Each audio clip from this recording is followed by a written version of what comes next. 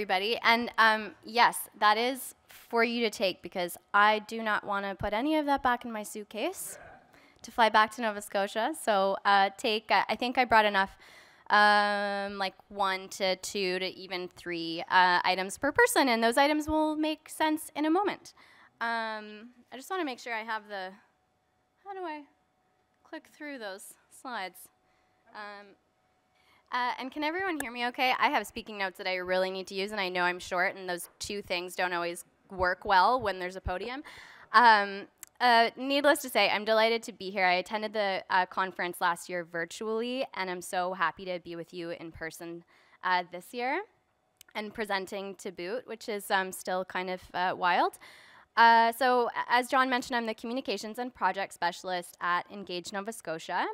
And if you read my bio, you know that I describe myself as a Swiss Army knife because while I do take the lead and support all things writing and talking about our work, I'm also involved in project design and coordination. We're a small organization that does big things. And that project design and coordination has included the 2 projects I'll focus on today about cards, classrooms, and conversations. And it's really about putting what we know about the importance of social connections into practice. So ideally, what I'm doing today is telling you a story about Engage, what we do, how we do it, and the context of social connections in our work, specifically about turning 2 ideas into initiatives. One of them is called From Me to You, and the other is called Do a Thing. And plus, I don't think I'll have time to mention what I'm dreaming up next, but I really would love to talk to folks about some ideas, so come and see me later, your thoughts on what I'm about to share, and also your thoughts on like, oh, hey, what are you planning next? Let me hear about this and give me feedback, because it would be silly not to ask this room of people for that input. I've brought some tools to help really bring the idea to life, and I hope that you leave inspired to strengthen your social connections and to create space for other people to do the same, and that's what some of those things will help do. So first things first, who's Engage Nova Scotia? I'm in Ontario. I'll forgive you if you haven't heard of us. We're an independent nonprofit that has been engaging Nova Scotians in conversation, visioning, and storytelling for over a decade. We work extremely collaboratively across all sectors, public, private, community, and academic, to center quality of life as a measure of success and progress that guides us all. And we've been driving what's called the Nova Scotia Quality of Life Initiative since 2017. So how do we go about centering quality of life as a measure of success and progress that guides us all? We do this through three sort of like veins of work. One is that we drive provincial and national initiatives as part of a global movement aimed at measuring and improving quality of life for all. We equip governments, organizations, individuals with insights and tools that they can use to address complex challenges, rise to opportunities, invest in what matters most in terms of their time and also money, and affect change in their own backyards. And we also nurture belief in a better world that everyone can feel part of and committed to. And so what does some of that look like in terms of our threads? Well, broadly, we have 3 that also sort of function as umbrellas for a lot of projects and efforts that take place within them. So they are the Nova Scotia Quality of Life Initiative, which I already mentioned. This is our primary focus and the way that we work to center well-being. That work informs our 3-year Sustainable Development Goals program and projects that we create and coordinate to foster social connections. So since really gotta like click on this button. So since it's what informs our social connections and provides the rationale, I wanted to say a bit more about the Nova Scotia Quality of Life Initiative. And I know that surrounded by this room of people who care about data, it'll probably be valuable to you. So the goal of the Quality of Life Initiative is to advance a well-being framework, one that's actually been developed by the Canadian Index of Wellbeing at the University of Waterloo. So that framework includes things like time use, that came up this morning as being so important, leisure and culture, health, community vitality, democratic engagement, all those things for measuring and improving the lives of Nova Scotia residents. So that's what we use that framework to do. Part of this involves us undertaking what we call the Nova Scotia Quality of Life Survey every 5 years. We undertook the first survey in 2019, and we're gearing up to survey folks again next year. It's like right around the corner, starting to sweat a little bit, feel the pressure. In the intervening years, part of what we do is share the survey results as widely as possible and equip people to use them. And we've got a few tools to support us and you to do that if you have an interest in it. And an important point about this initiative is that our perspective is it's a many years and many hands effort. And by that I mean we know, or at least I know, that I may not see the outcomes we envision within my lifetime, and that it takes all of us. So almost nothing that we do is not in partnership or collaboration or without gut checks with partners and supporters across the province. One of those examples is the survey. So for some context about it, 1 in 5 Nova Scotia households received an invitation to participate in the survey in spring 2019, and close to 13,000 people responded. We had a whopping 16% response rate to a 230 question survey, in large part because of local partners across the province who got the word out and ensured people knew that this survey was about measuring what matters and that it was important they fill it out. As a result, we have a robust, valid, reliable data set. We say the largest quality of life data set in Canada. And of course, our partners at the CIW assures us it's reliable and representative, and so has Statistics Canada. So findings from the first Nova Scotia Quality of Life survey reinforce what other research, including yours, continues to find, which is that social connections are vital to a good quality of life. They impact our physical and mental health in big ways, and strong health, as Julianne said this morning, leads to longer, happier, and healthier lives. And so creating and coordinating opportunities that foster and strengthen social connections has been part of Engage's work since early on, even before the Nova Scotia Quality of Life Initiative. And they've always been in response to needs and opportunities. And it continues to be one of our primary focus areas. So we've arrived at one of the main events, For Me to You. This was a province-wide note-writing initiative we conceived and coordinated during months of lockdowns and travel restrictions that reflected those early days of the COVID-19 pandemic. Leading up to December 2020, we worked to imagine what we might be able to do as a small organization that could make a difference in people's lives in that moment. So equipped with what we knew from our personal experience, as well as our and others' research, plus the reality of the pandemic, we landed on For Me to You as the idea. Simplicity was the source of its power, I think, and we by no means are the first folks to come up with a note-writing initiative. It had lots of local sources of inspiration. And then we also gut-checked it with people who work in health to confirm that this was a safe something that people could do. Like, even when we were rolling it out, people had questions around, like, touching something that someone else had given them. And then we also gut-checked it with mental health practitioners, because while it was not a mental health initiative, we know that obviously social connections are tied to our mental health, and you know, we have those people to lean on, so we wanted to see what they thought too. So the invitation was for Nova Scotians to join us in writing or drawing a note to someone in their community, a person they knew or they hadn't met yet. And here's what we said then and still believe now, which is just that we can't know what the months ahead will look like. We also never know what anyone is facing in their lives at the moments our paths cross, right? And we can never know the impacts that small gestures can have on any given day, and we already heard a lot about that, even like just saying hi to somebody when you're walking your dog. Of course, so this notion of strong and weak ties and small interactions, that's not new to any of you. The pandemic, though, was such a challenge in terms of not being able to be with all the people we're tied strongly to in the ways that we're used to, like meals and, if you're me, movie nights. But we also had far fewer weak ties because of just how much we were staying at home. And we also know that it's the strong and the weak ties that are important for fostering a stronger sense of community and belonging. So, just as anything we do, we carried this out with partners. They informed what we did, how we did it, And in some cases, like Saltwire, provided printing and media support to promote it, because as I mentioned, we are a small nonprofit. So what did carrying out this project look like? Community members received that invitation to write or draw a note card, and we encouraged them to leave it somewhere like on a doorstep, in a locker, at a coffee shop, or on the bus.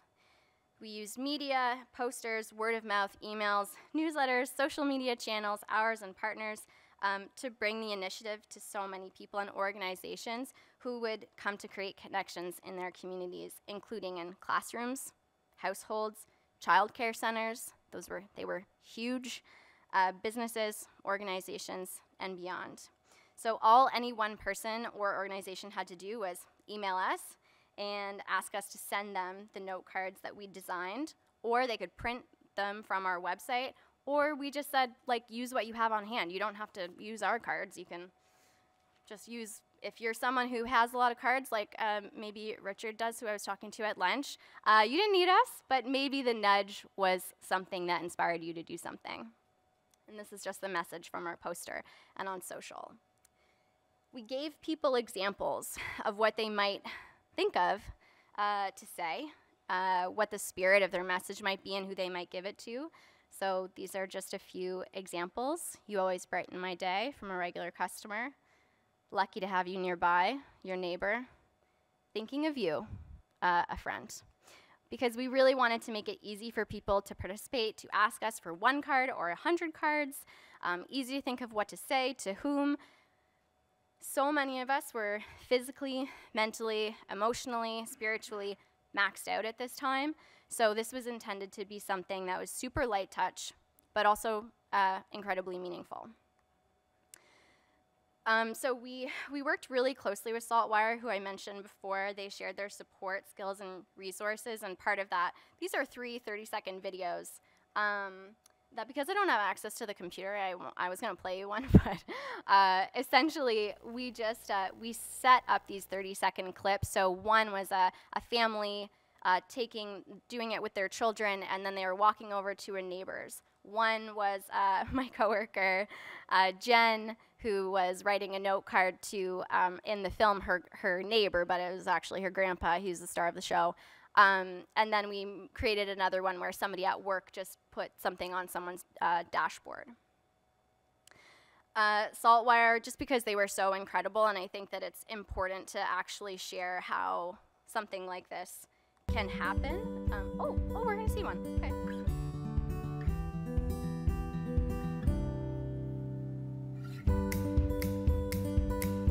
This is Jen's grandpa.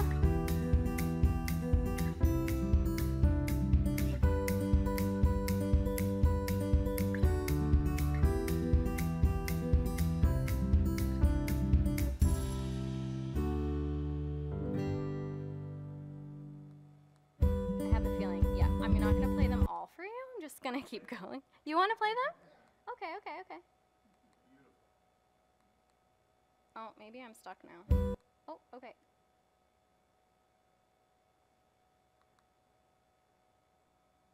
Oh, now we're... Here we go. I planned that.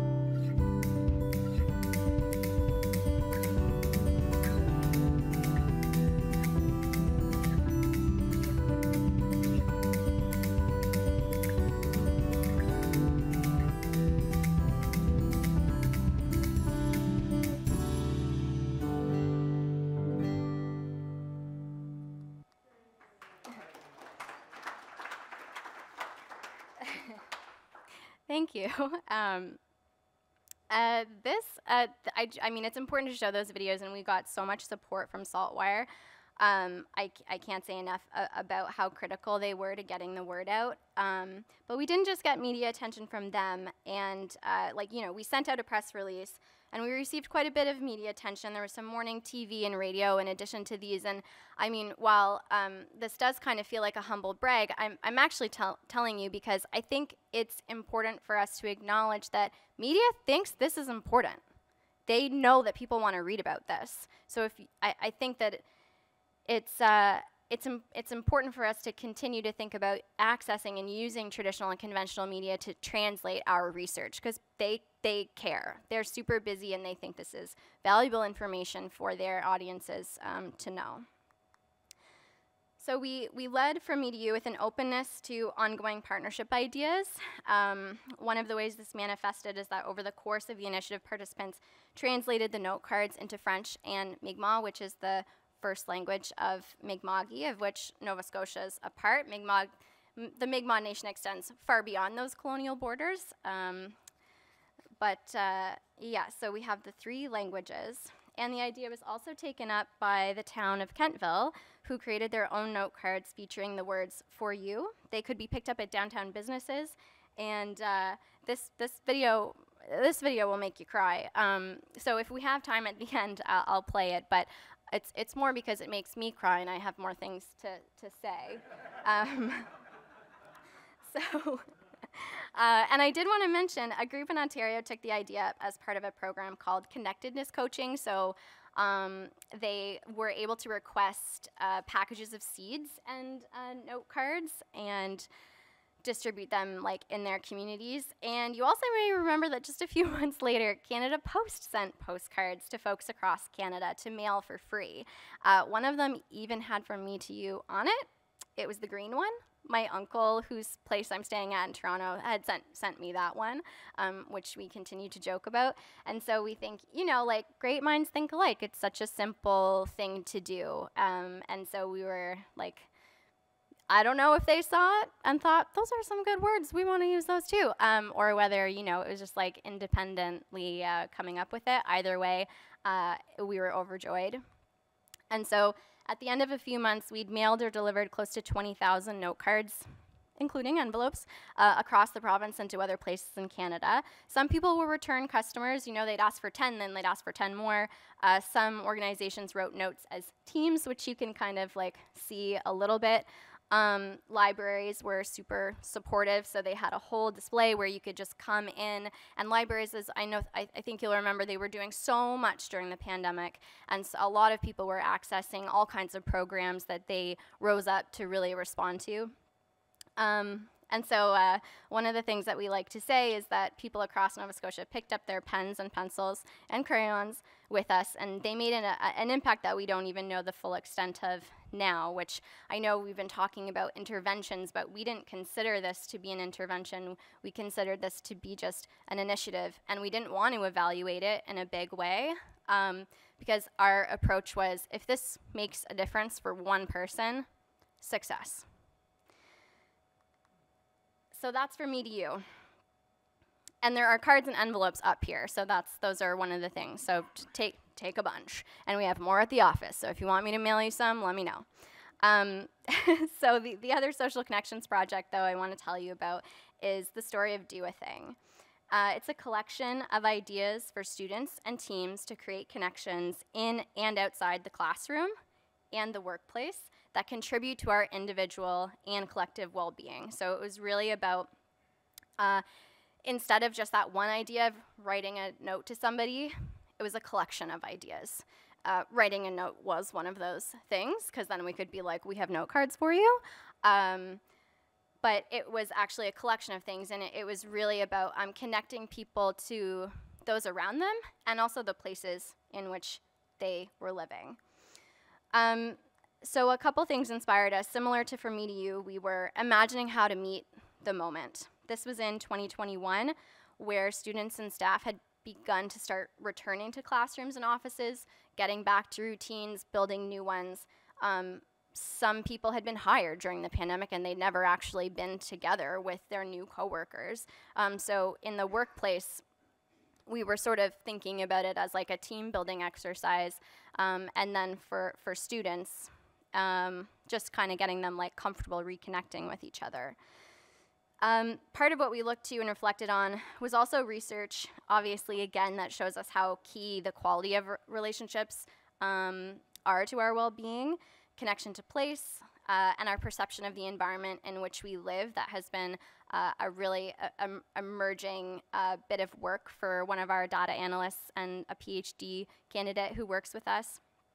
And We also were looking at research that found activities that boost well-being in classrooms increases the likelihood that students do them, which seems obvious, but we were talking about this morning, you know, actually embedding things in classrooms, and it really is as easy as what I'm about to tell you. We did have a few other things on our mind, because of course we were coming up with 2 versions of things. There was a newspaper article, for example, saying that a Stanford survey found while 90% of people want to volunteer, 25% of people said they don't because no one asked them to. We were also inspired by this Instagram post about a concentric range of action. So moving people from fear zone to learn zone to growth zone, and how they feel about taking action. And then we were also inspired by Advent calendars because we happen to love them. And I had ordered one about kindness. So we really liked the finiteness of it. We liked the spirit of doing things each day. But we didn't love the sense of a to-do list, the number of things, or obviously the holiday seasonal constraint. So taken all together, here's why we landed on Do a Thing. Relationships are key. Students and staff were returning to schools and workplaces.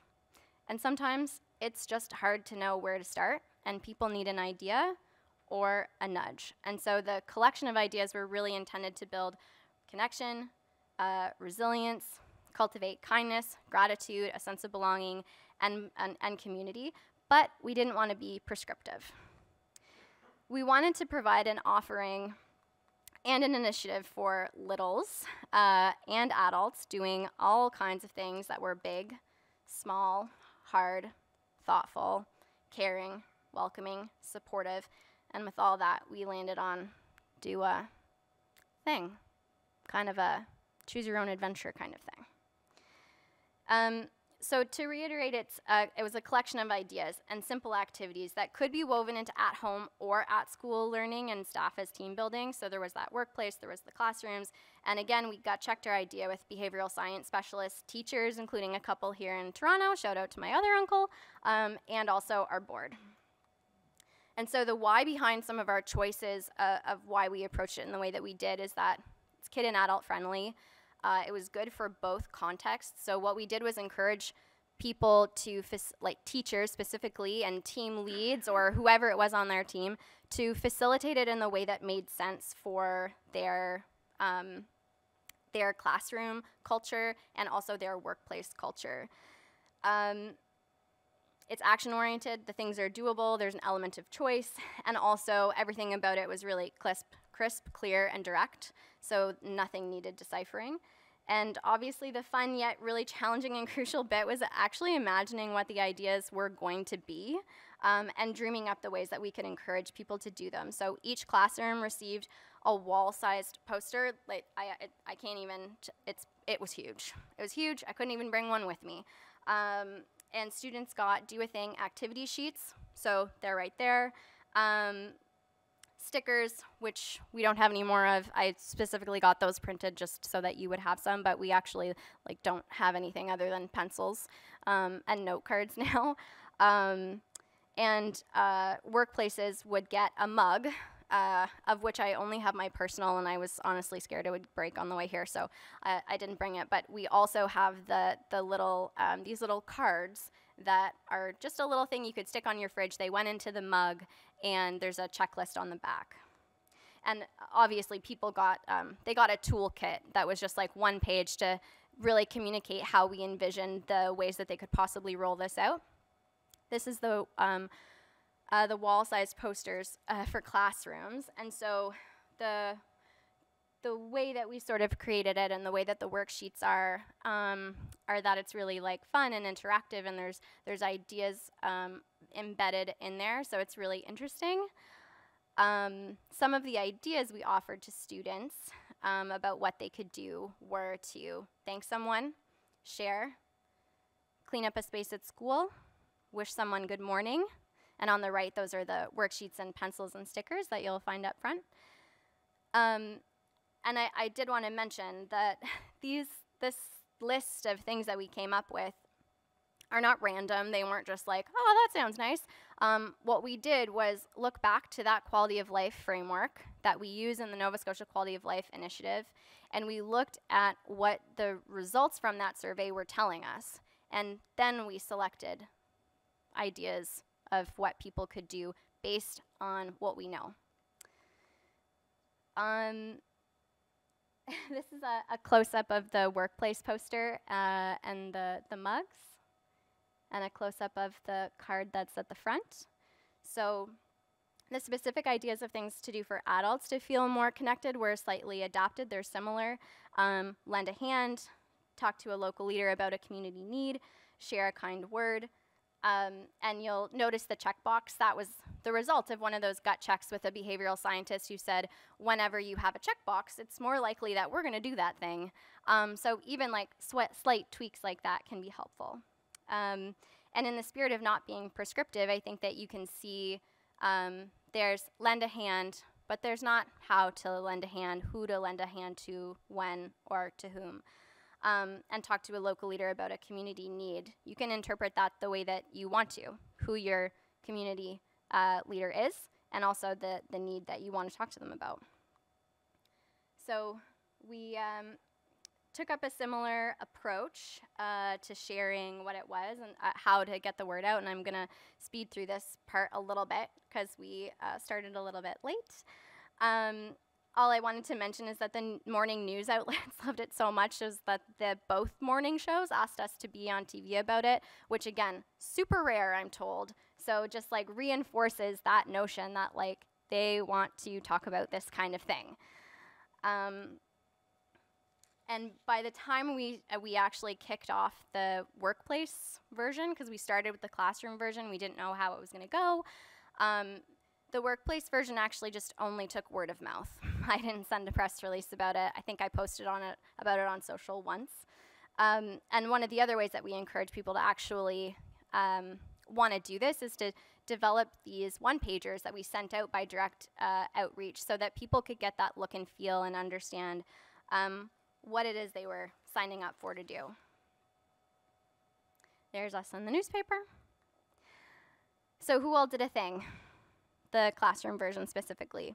Close to 7,000 children and young people across 250 plus classrooms, daycares, and child and youth programs, and we even had out-of-province requests like we did for MeToYou from BC, Ontario, PEI, and Manitoba. The top corner is one classroom from an entire school. A principal emailed me and said, we have this many classes and this many students, when can you come? The bottom is Sparks, a youth program. There's us packing things up because we became a little factory, and then there were some CBU education students. And this is the visual that we shared with folks to let them know that what they did, even if they just took one small action of the list, if they did all of them, they were a part of this much larger province-wide / national thing. We asked people, what was at the heart of why you participated, and we got some really inspiring reasons, but there is one story that I think stands out that I'll leave you with, which is the best part of the Do a Thing project was that the something could be an anything. We appreciated how the neutrality of the language allowed us to use the activity to complete various tasks that range from large, hard projects we'd been putting off down to small actions of kindness, but the most important part was doing the thing. And so Nikki Jameson talked about the flexibility and creativity that allowed. And so, these are maybe heartwarming. They feel light touch, as they should. But the reality, as we know, is that capitalism and colonialism are systems and structures that are held up by and reinforce competition, separation, disconnection from place, and disconnection from each other. And so any and all ways we can foster connection to place, connection to people, be relational, seek repair, that it challenges those dominant systems.